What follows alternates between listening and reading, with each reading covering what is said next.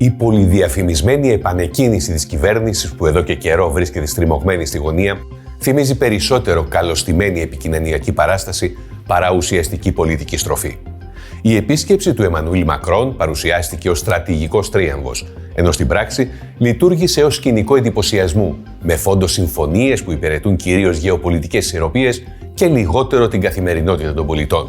Την ίδια ώρα που ο Άριος Πάγος μπαζώνει την περαιτέρω δικαστική διερεύνηση του σκανδάλου των υποκλοπών, το Μέγαρο Μαξίμου επιχειρεί να ανακτήσει έδαφος και να σώσει ό,τι μπορεί μετά τον ΟΠΕΚΕΠΕ και το φιάσκο Λαζαρίδη μέσα από εικόνες διεθνούς κύρους και εξαγγελίες μέτρων, όμως η πραγματικότητα παραμένει πεισματικά αντίθετη. Η κοινωνία ασφιχτιά από το βάρος της ακρίβειας, της ενεργειακής πίεσης και της αβεβαιότητας, ενώ η κυβερνητική αφήγηση επιμένει να κινείται σε ένα παράλληλο σύμπαν μακριά από τις πραγματικές ανάγκες.